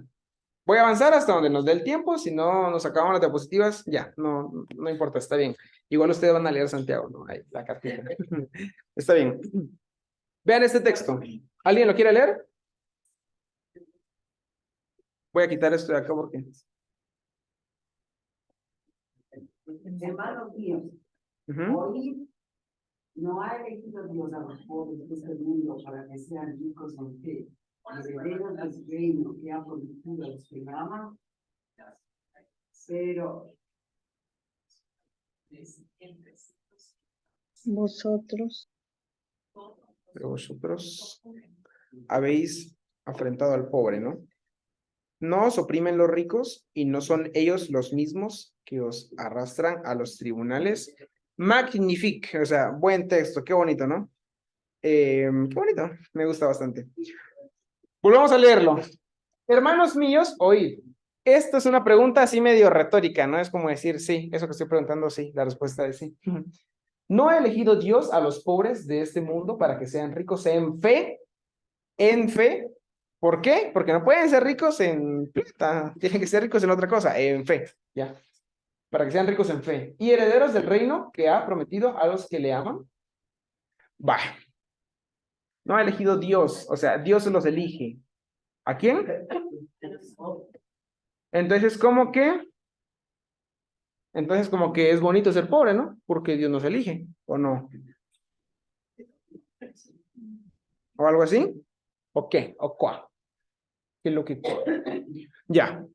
A ver, aquí ya me llama la atención, ¿no? Porque hay toda una idea de llamar al pobre y decirle, sos elegido. ¿Por qué sos elegido? No porque seas linaje escogido y real sacerdocio, sino porque sos pobre, ¿no? Y aquí también... Está hablando de la condición del pobre en el espíritu, no una condición de material. Pero ese es un efecto, o sea, la condición del pobre en espíritu también va a ser un efecto. ¿Efecto de qué? Otra vez, de la materialidad. ¿Por qué de la materialidad? Porque no hay nada fuera de la materia en los semita, o sea, fuera del cuerpo y fuera de las condiciones materiales, no va a haber nada. Entonces sí es eso, ¿no? La condición espiritual, pero ya, o sea, les digo, ahí ya estamos nosotros usando y ahí ya lo estamos leyendo desde acá, desde este año nuestro, ¿no? 2023, desde el espíritu. Tal vez para ellos no había espíritu, vuelvo a decirlo, tal vez para ellos lo único que había era lo material, era cuerpo, ¿no? Entonces, sí y no, ¿verdad? O sea, sí para una lectura contemporánea, diría yo. Entonces, claro, por supuesto que sí. Entonces, otra vez, no ha elegido Dios a los pobres de este mundo para que sean ricos en fe y herederos del reino que ha prometido a los que le aman. Y otra cosa que se me está ocurriendo es de que en esta carta la mayoría de las referencias a la pobreza es a esa pobreza nuestra, ¿no? A la pobreza material, que eso, más que a lo espiritual. Ese es otro dato, ¿no? ¿Para que hereden qué cosa? Ya, ok. A ver. Yo no puedo ser hijo de padres pobres y ser heredero de algo, ¿ya? Pues como no puedo hacer eso, tengo que ser heredero de otra cosa, del reino que Dios nos ha prometido, ¿no? O sea, vean cómo es bonito porque, o sea, esto es, yo lo veo así, lo veo como una especie de bálsamo, ¿verdad? Porque hasta entonces el pobre o sea, tenía que estar todo el resto de su vida condenado a ser pobre y nada más, ¿verdad? Pero aquí Santiago ya como que hace una propuesta y dice no, porque puedes heredar otras cosas, ¿no? Es decir, no se acaba aquí la cuestión. Ahorita que me acuerdo de una experiencia en el seminario de Guatemala, había una canción, no me acuerdo la letra, pero la canción dice, qué bonito ser pobre o algo así, o qué bueno, la vida de, ajá, algo así, ¿no? Y un amigo mío me llega y me dice, escucha Pablo, esa es una canción hecha por los ricos para que el pobre continúe siendo pobre y ellos continúen siendo ricos, me decía. Y a mí me dio un poquito de gracia y nada. Al poco tiempo llega un compañero, escucha la canción y dice, ay, qué bonita canción, como es de cierto va, que ahí sí que qué bonito ser pobre. Entonces fue como que raro, ¿no? Porque ahí entre los dos tenían una conciencia distinta, porque aquel pensaba un poco desde lo político y decía, sí, tiene trampita la canción, y otro decía, no, la canción, aunque tenga trampa, nos puede ayudar para algo, ¿no? Porque salir de la pobreza tal vez no se puede. Entonces es como que ahí interesante, ¿no? Virgilito, ¿tiene una pregunta o solo está señalando al proyector? Bueno. Ok, ahora ya sé. Eso, ¿no? Ya, para que sean ricos en fe y hereden, ¿no? Hereden el reino. Que ha prometido. Yo tengo una pregunta. Por favor. Perdón. Ujú. Entonces ahí los ricos nos quieren tener como conformistas. Porque siendo pobres es más fácil llegar al reino. Sí. Sí. Sí, y también eso, además de eso, también diría de que responde, o sea, ante todo, como en su momento nos ha dicho una y mil veces el profesor Yatensi, esto es palabra de Dios, pero es palabra de Dios a través de un hombre. ¿Qué hombre? Santiago. Entonces yo creo que también, y a eso es a lo que le hemos llamado en Iglesia de Dios y en nuestra doctrina, la revelación dinámica, ¿ya? O sea, sí, eso que usted menciona también, pero también parece que hay una especie de, digámoslo así, la ideología no es mala. Hay una especie de ideología a la que Santiago también está respondiendo, ¿no? Está diciendo, ya, la ideología del pobre, ¿no? O hacia el pobre o a favor del pobre. Entonces, eso que usted dijo, más lo que yo agregué, ¿no? Creo que eso está bien. Vean el versículo 6, pero vosotros habéis enfrentado al pobre. Habéis enfrentado al pobre. ¿Sí? No os oprimen los ricos, y no son ellos los mismos que os arrastran a los tribunales.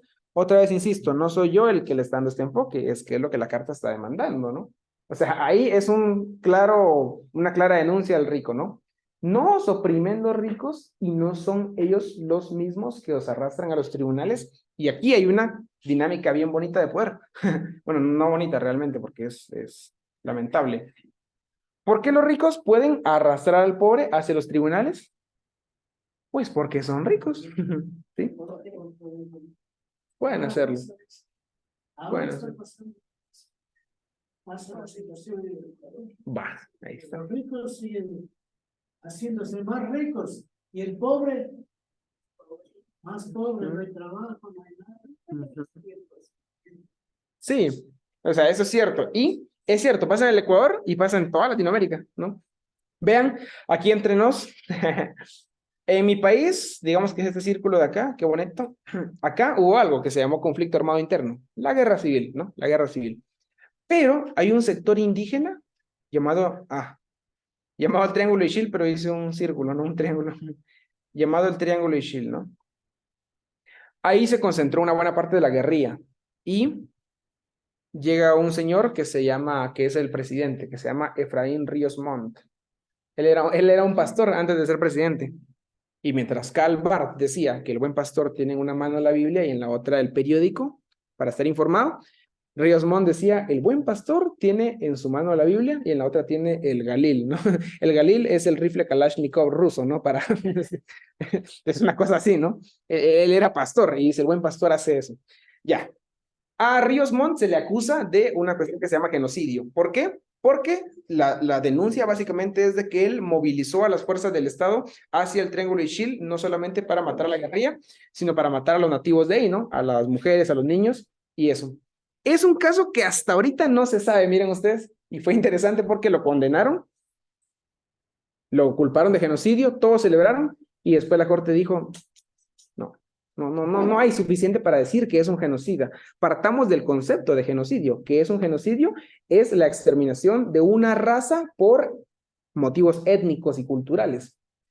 Pero ahí, en ese triángulo Ishil, ¿qué había? Había guerra. Es normal que en la guerra mueran mujeres y niños. O sea, en la Segunda Guerra Berlín fue bombardeada, ¿no? O sea, es normal que eso pase.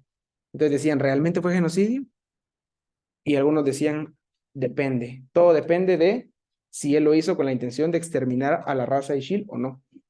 Y hasta ahorita es un debate que no está como que cerrado todavía, ¿no? Y es como que, ¿qué hacemos con Río Montt? ¿Lo reivindicamos o no? Su hija, Suri Ríos, está ahorita postulándose para ser presidente, ¿no? Y es como que, ¿ahora qué hacemos? Va. Mi opinión es que no se sabe. No se sabe si hubo o no hubo genocidio, pero por un momento digamos que sí hubo. Tomemos como premisa que sí hubo. Ese señor le quitaron la culpa, o sea, el tribunal le retiró los cargos. Y si es cierto que hubo genocidio, podríamos pensar que ¿por qué le retiraron los cargos? Pues porque estaba en el poder, es un exmandatario, ¿no? Es un ex jefe de Estado, ¿no? Un ex comandante en jefe de las Fuerzas Armadas. Entonces, como que tal vez, si hay intereses de poder que le están exculpando a él, ¿no? Insisto, si es que en caso hubo genocidio, si no hubo, pues ya está. Pero si en caso sí hubo, esto más o menos es a lo que nos hace referencia Santiago, ¿no? O sea, ellos los llevan a los tribunales. Vean, es que un pobre no puede llevar al tribunal a un rico, ¿verdad? No lo y si lo lleva, pues es para perder, claro. Hay tantos ejemplos de estos que ahora no se me ocurre ninguno. Pablo, yo quería acotar un poquito. Lo que nos dice que el pastor tenía en una mano a la vida en la Biblia. Yo vi un reportaje en YouTube del DDW de los cristianos en Estados Unidos, porque le hace un análisis que Estados Unidos es el país donde existen las iglesias más grandes evangélicas del mundo. Y al último terminó analizándole a un grupo que era armado.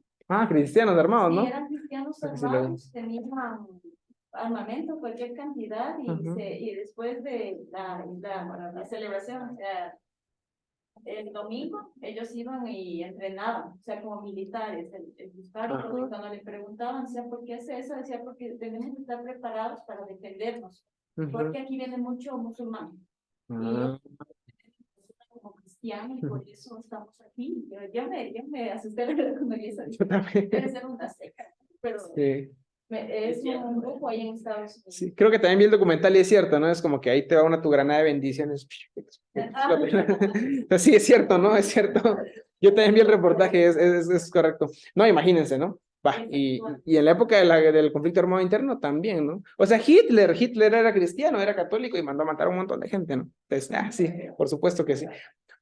O sea, él decía que era católico y él se confesaba católico, iba a misa y todo, pero ya, no era cristiano, ¿no? También la mamá, y su abuelo era judío, imagínense, y nació en Polonia, y se creció en Austria, y gobernó Alemania. Bueno, ese es otro tema, ¿no? Está bien, tenemos ahí ese dato. Voy a avanzar porque la clase termina y ustedes quieren ir a tomar su cafecito.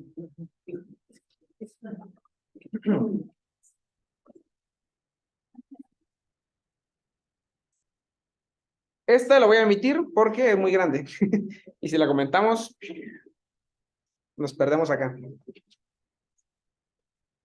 Hay una pregunta de... Vamos a ver. Uy, preguntona, miren. Buenos días, hermanos y estimado pastor. Me dijeron pastor. Estos textos bíblicos pueden ser utilizados para manipular y sostener el status quo establecido. Resulta justo que manipule el nombre de Dios. Pobreza es buena. Es una bendición. ¿Cuál debe ser el papel de la iglesia? Sí. No, sí, por supuesto que sí. Y ya por esto que usted decía, ¿no? Que si estos textos bíblicos pueden ser utilizados para manipular y sostener el status quo, de hecho, sí. ¿Recuerdan lo que les hablé, no? De la disputa de Valladolid, donde Juan Gínez de Sepúlveda dice, los nativos, los indios no tienen alma, y Bartolomé de las Casas dice, no, sí tienen, y se empiezan a pelear ahí, ¿no? Gínez de Sepúlveda, para decir que no tienen alma los indios, él agarraba la Biblia y decía, porque escrito está, ¿verdad?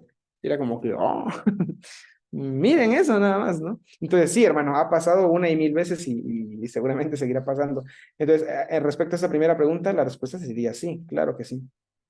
Manipula el nombre de Dios. Eso puede ser buena. Sí, a ver, y aquí usted acaba de mencionar algo magnífico también, miren. Si entendí bien la pregunta, entonces yo diría de que, de hecho, sí.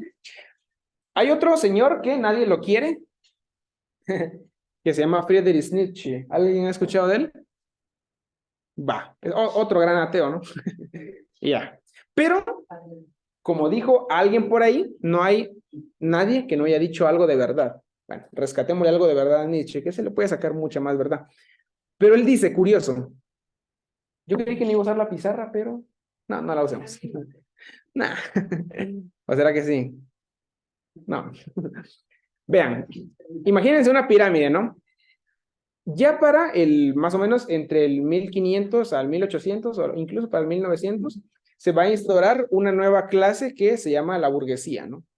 La burguesía. ¿Quién era la burguesía? La clase comerciante que había acumulado riquezas, ¿no? ¿Quiénes eran los que trabajaban con la burguesía?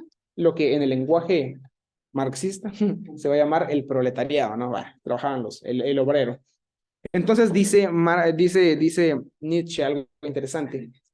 ¿Qué es la moral cristiana? La moral cristiana, dice él, es la demonización de los valores burgueses. O sea, la demonización de los valores de los ricos, ¿no? O sea, ¿cuáles son los valores? O sea, la riqueza, bueno, ya, demonio, ¿no? Entonces, ¿qué tiene que ser lo bueno? La moral cristiana, lo pobre, ¿no? Entonces es como que una lectura también. Sale por la pregunta que usted hace acá, ¿no? Esto que está acá, que se manipule el nombre de Dios, ¿no? Ok, y justamente para justificar la pobreza, es que sí, sí, Santiago nos habla de pobreza, pero es cierto también. Se dice, por ejemplo, de que el pentecostalismo proliferó bastante durante el siglo pasado porque se dirigió, sí, a los pobres, ¿no? Entonces, claro, yo diría que sí, por supuesto que sí. ¿Cuál debe ser el papel? Sí, hermano, adelante. Miren ustedes, me asusté.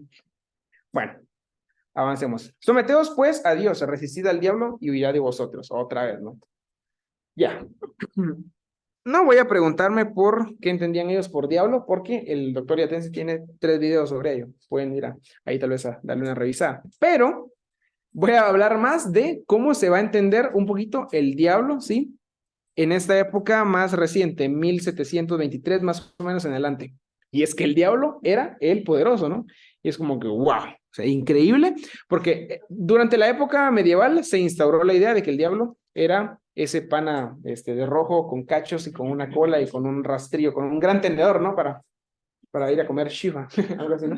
Va, entonces, pero ya se decía entonces, ese caballero de rojo es de alguna manera el que, digamos, está detrás de todas las relaciones de poder que oprimen al pobre, ¿no? Ya de la modernidad en adelante, los que lo puntualizaron más fue este grupo que se llamó los pietistas, ¿no? Entonces, ellos, es interesante cómo le van a dar una lectura al texto y van a decir, no solamente es el diablo, sino que también es la bestia, ¿no? Es la bestia. Y Enrique Dussel, que ya se quedó en las diapositivas, dice, la bestia se alimenta de carne y de sangre humana. Ahora preguntémonos, hablemos de la revolución industrial, donde los niños trabajaban en largas jornadas laborales y se morían, ¿no? Y todo, porque como era una industria, estaban haciendo, era una carnicería, ¿no? Entonces van a leerlo y van a decir, sí, la bestia es eso también, ¿no? Porque también se alimenta de la carne y de la sangre del obrero, ¿sí? Entonces es interesante cómo a estos tópicos que tienen que ver con la pobreza, con el otro y con todo lo demás, le van a dar estos otros matices, ¿no? Y van a decir, vamos a ver al demonio en una industria, por ejemplo, ¿ya? O sea, es muy interesante eso, ¿no? Y es algo que vamos a avanzar. ¿A qué horas quieren salir, hermanos? ¿A las 1:30 o a las 45? Ah, bueno, a las 45 será. ¿Sí? No pregunta, sino... Adelante. Los ricos capitalistas que oprimen a los de baja condición es por codicia, igual. Es por codicia. Miren ustedes. Se me pasó el tema de la codicia, pero está inserto. Utilizamos.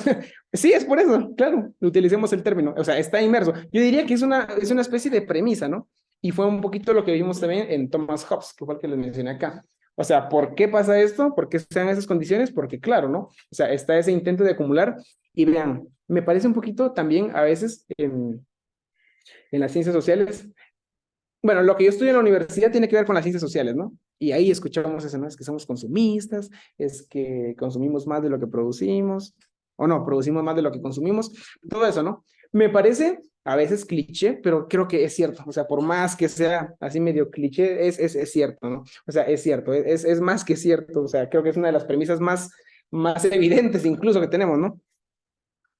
Hora de despertar. Es una de las premisas más evidentes, ¿no? Claro, ¿por qué? O sea, imagínense, ¿por qué se produce más de lo que se consume? Ese es un dato, por ejemplo, en la industria del alimento. Se dice de que se produce un montón de alimento y no lo consumimos. Y decían, es curioso porque en Occidente producimos mucha comida, consumimos poco y ya, usemos otra vez la tipología esta. En África hay un montón de niños muriéndose de hambre, ¿no? Pero acá en Occidente ya el McDonald's tira comida por un montón, ¿no? O sea, es eso. Justo lo que usted mencionaba. ¿Por qué se hace eso? Sí, es por eso, es por esa dinámica, ¿no? Porque hay que consumir más, porque hay que producir más, porque producir más significa más ingreso para el capital, ¿no? Por ejemplo. O sea, es eso, ¿no? Entonces, claro, hermana, gracias ahí por volver a poner el concepto de codicia ahí enfrente de mí, se me había pasado. Pero nada, está bien. Eso. ¿Esta es otra cita, no? Sí, es otra cita. Bueno, ya leamos esta y con esta vamos a ver cuánto nos quedan. 1, 2, 3, 4, 5, 6. Bueno, quedan 6. Ajá, ajá. Va, leamos esta y una más, ¿ya? Y después he de dejarlos de molestar. Vuestro oro y plata están enmohecidos, y su moho testificará contra vosotros, y devolverá del todo vuestras carnes como fuego, y devorará del todo vuestras carnes como fuego. Habéis acumulado tesoros para los días postreros. ¿Quieren que lo leamos de corrido o así por partes? De corrido, ¿no? He aquí, dice, calma el jornal de los obreros que han cosechado vuestras tierras, el cual por engaño no les ha sido pagado por vosotros, y los clamores de los que habían cegado, ¿qué iba a decir sesgado? Han entrado en los oídos del Señor de los ejércitos. Vaya, voy a subrayar aquí algo así de uno, ¿no?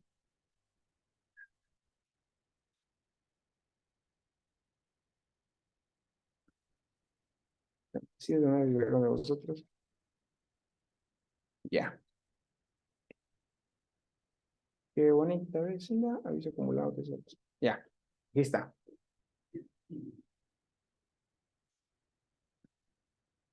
Esto que estoy subrayando. Miren, pues, alguien dice algo interesante. Ahí donde dice el ministerio supervisado en el semestre anterior, hay una chica que, no sé, creo que le gustan bastante las ciencias sociales. Y ella me decía algo similar, como esto. Yo no estuve del todo de acuerdo, pero vamos a observarlo. Vean. Bueno, estoy ignorando la primera línea. Vamos con el 4. He aquí, clama el jornal de los obreros que han cosechado vuestras tierras. Ella me decía, Pablo, yo le decía, ¿qué? Ella me decía, la tierra es del que la cultiva, decía. Yo dije, wow, no, es del capitalista. O sea, ya, tenemos el dato ahí, ¿no? La tierra entonces es del que la cosecha. ¿Qué dicen ustedes, sí o no? No. Del que la siembra, ¿no? ¿De los obreros? No, Ok. Yo lo que digo es que no sé, ahí está bien, ¿no? Como les digo, puede quedar ahí de tarea, pero es un dato interesante. He aquí, ¿no? O sea, el clamor está sobre la base del que ha cosechado, ¿no? Vuestras tierras, ¿sí? O sea, hay algo interesante, ¿no? Están mis tierras, pero no soy yo el que las está sembrando, el que está haciendo este ejercicio, no soy el que se está quemando bajo el sol, o sea, no, es alguien más, ¿no? Y más adelante dice, y los clamores de los que habían cegado han entrado en los oídos del Señor de los ejércitos. O sea, ya. ¿A quién escucha el Señor de los ejércitos? Y eso, ¿no? Ojo, porque ahí Santiago está como diciendo, ya valiste, porque no es a Abba Padre, al papito chulo, ¿no? O sea, ¿es a quién? O sea, es al Señor de los ejércitos, ¿no? Entonces, como que ya sacaste boleto, ¿no? Porque es el de los ejércitos al que le entraron los clamores, ¿no? Del pueblo. O sea, una cuestión así bien interesante, ¿no? O sea, insisto en lo que he insistido por todo este rato. Santiago, entonces, tiene una clara tendencia a la defensiva a favor del pobre, ¿no? A favor del pobre. Y, nada, voy a avanzar porque ya, ay Dios, ¿qué hice? ¿Dónde está la otra? Ah, aquí, era esta. Yo creí que estaba más atrás, más adelante. Habéis condenado y dado muerte al justo y él no os hace resistencia. Va, vean, pues aquí hay otro problema. Porque, ¿a quién se ha condenado? No es a cualquier impío.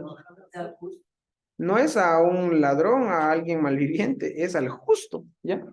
O sea, es al justo, es al que, y otra vez, ¿qué es ser justo en esta época?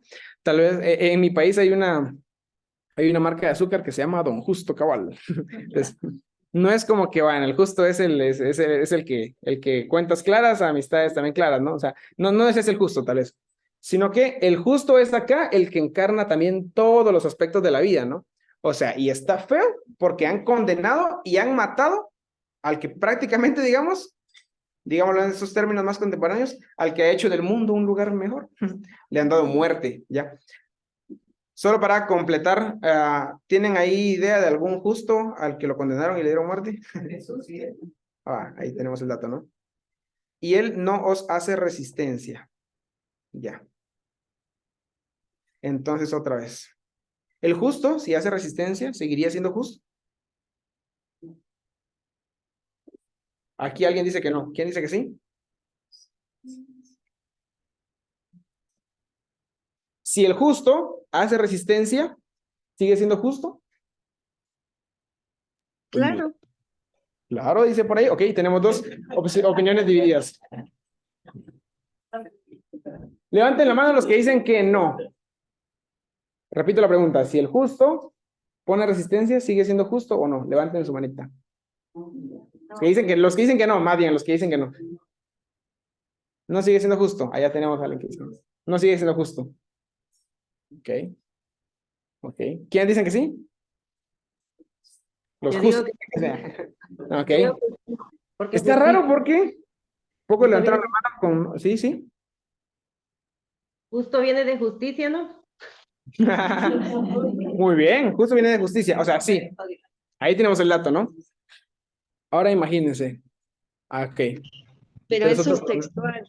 Pero puede ser, pastor, que muchas veces una persona justa le hayan acusado de algo que no cometió y ella insiste en que no es culpable o que no tiene la culpa. Entonces tiene que hacer resistencia hasta que algún rato la justicia se dé.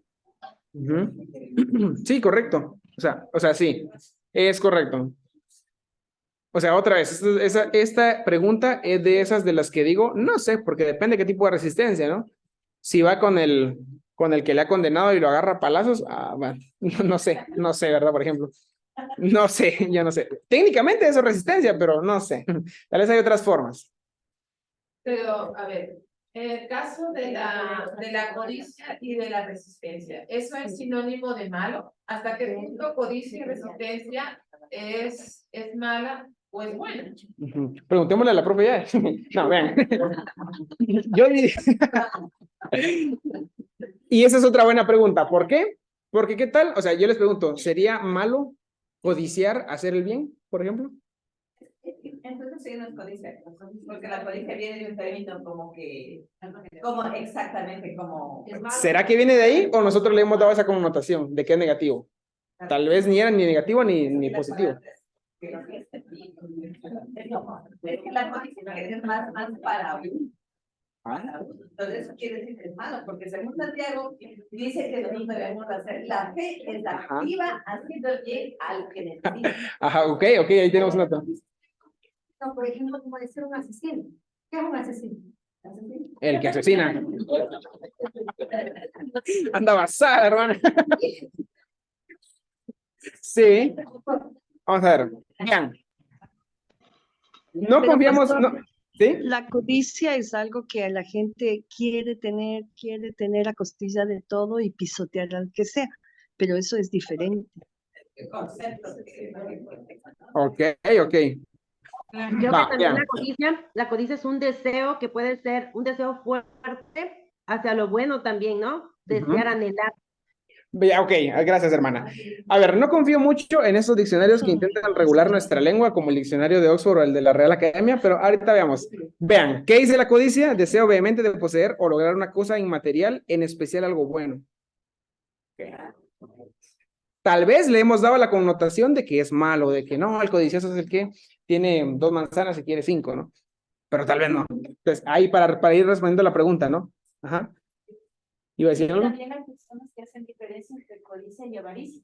Ah, la avaricia creo que sí tiene inserta ok, ahí lo tenemos, ¿no? Y hacen en el enfoque de que el uno es para sí mismo y el otro es para guardarlo. Ok, si le hacemos caso también a lo que nos dice el diccionario de la lengua de Oxford, digamos, cuando nosotros decimos en el culto, por ejemplo, yo quiero más de ti, técnicamente eso es una forma de codicia, ¿no? ¿O no? ¿Verdad? O tal vez no. Miren ustedes, esta es la disputatio, ¿no? Está bien, está bonito. La codicia, de acuerdo, la codicia no tiene que pisotear a otro para poder obtener. Yo diría que no. Tú puedes también codiciar el saber de saber si es.